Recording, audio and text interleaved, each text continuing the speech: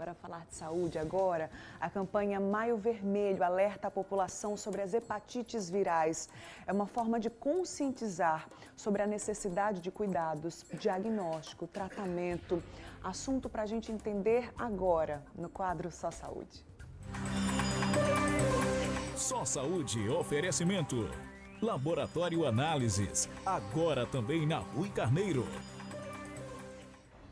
E para falar sobre esse assunto, aqui no estúdio, na Casa do Mulher Demais, agora 8h03 da manhã, eu recebo a infectologista, doutora Nayara Aristóteles. Bom dia, doutora, seja bem-vinda. Bom dia, obrigada. Bom dia, Bruna. Bom dia a todos que estão nos assistindo em casa. E claro que você que está aí do outro lado pode e deve participar através do WhatsApp do Mulher Demais. O que é que você quer saber sobre as hepatites? Manda aí sua mensagem pra gente no 991050400. Aproveita que tem especialista aqui na nossa casa, deixa sua mensagem, quem sabe compartilha algum relato pessoal, alguma experiência, alguma dúvida aí ao longo desse caminho sobre as hepatites. Tem QR Code aí no cantinho da tela para você interagir conosco.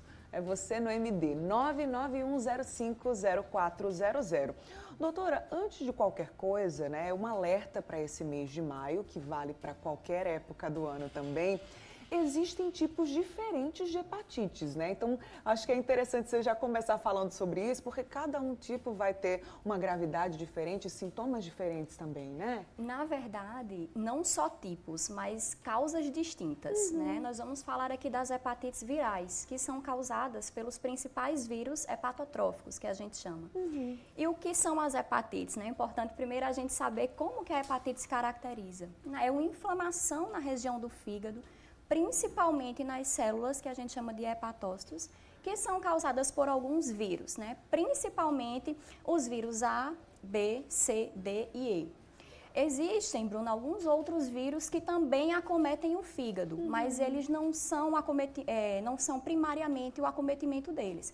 O vírus da dengue pode cursar com hepatite, o vírus da chikungunya. E qual é a diferença? Realmente é o acometimento e a sintomatologia.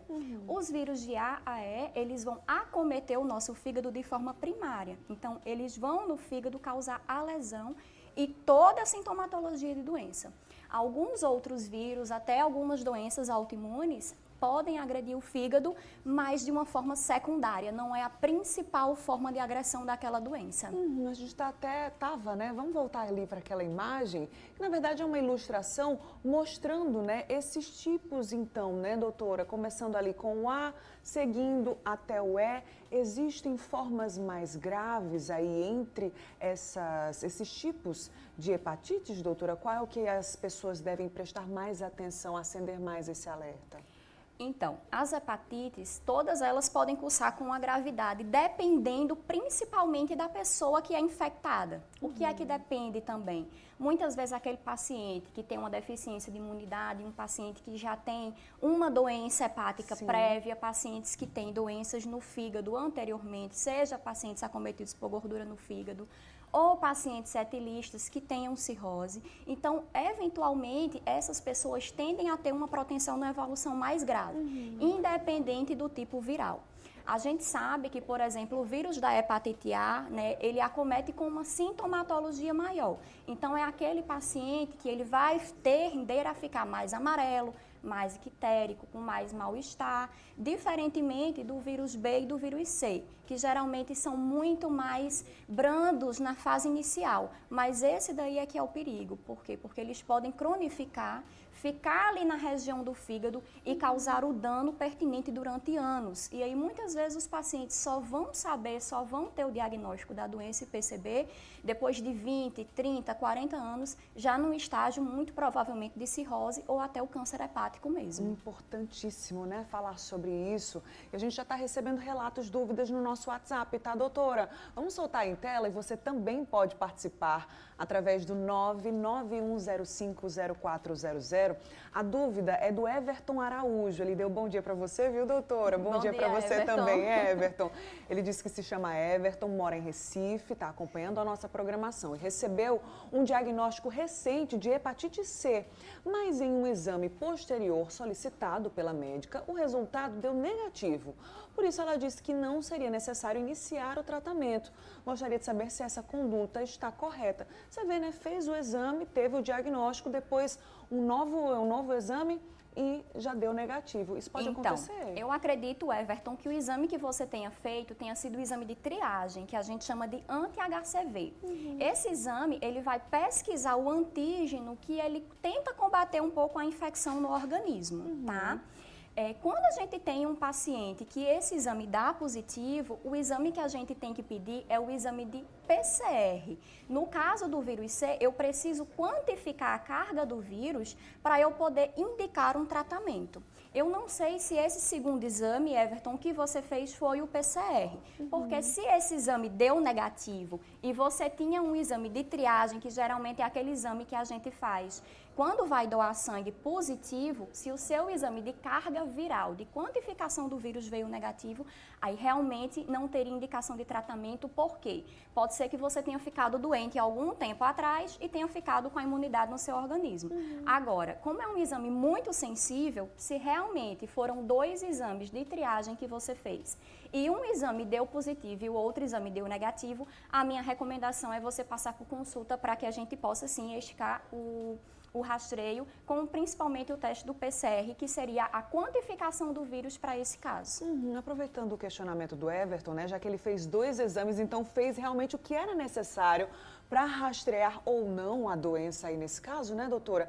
Esses exames para diagnóstico de hepatites virais, eles precisam ser feitos com uma certa regularidade, só após o aparecimento de algum tipo de sintoma? Como é que é esse controle também? Esse exame, ele deve ser feito por todas as pessoas, né, principalmente acima dos 40 anos, por quê?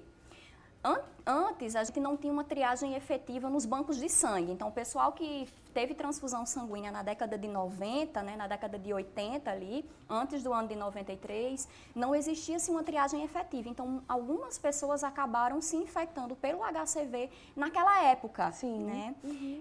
Então, assim, o que é que acontece hoje? Hoje a gente indica a triagem, o rastreio como um exame de rotina e ele deve ser feito anualmente. E uma coisa que eu sempre gosto de falar, Bruno, é que as pessoas, elas sempre buscam o médico no momento de fazer a mamografia, buscam para fazer o exame citológico anual, mas eu dificilmente pego um paciente no meu consultório que vai fazer prevenção, que vai fazer exame de rastreio. E o rastreio, ele é importantíssimo nesses casos, porque como eu falei anteriormente, o vírus B e o vírus C, principalmente, só são diagnosticados depois de muitos anos, na fase crônica, quando já tem dano e sequela do fígado e que muitas vezes não tem mais como reverter. Então, a gente tem que buscar esses pacientes. A gente estima que hoje no Brasil, né, a gente tenha pelo menos 1,1 milhão de pessoas convivendo com os vírus. E muitas dessas pessoas estão com vírus latente, não diagnosticados, ou que já tentaram doar sangue em algum momento. Eu pego muito isso em consulta, paciente foi tentar no banco de sangue doar, o banco de sangue avisou que o exame deu positivo ou que teve um exame que deu alterado e o paciente não vai buscar atendimento. E outra coisa também que eu gosto sempre de alertar quando eu falo de hepatites e tratamento e exames de rastreio, é que antes a gente não tinha um tratamento tão efetivo. Então, algumas pessoas tiveram diagnóstico, principalmente do vírus C, ali antes de 2010, 2005, que estão sem tratamento e depois não voltaram mais porque acredita que ainda continua sem tratamento. Então, hoje a gente já tem tratamento efetivo, principalmente pelo vírus C, que tem cura. Né? Certinho. A gente vai continuar falando sobre esse assunto, inclusive entrando ainda mais nos sintomas, né, para que você possa entender melhor. Também prevenção, a questão de vacinas, né, doutora? Tratamentos. Daqui a pouquinho a gente retoma, inclusive, com a sua participação pelo nosso WhatsApp, tá? É o 991050400. Volto daqui a pouquinho, tá, doutora? Muito bem.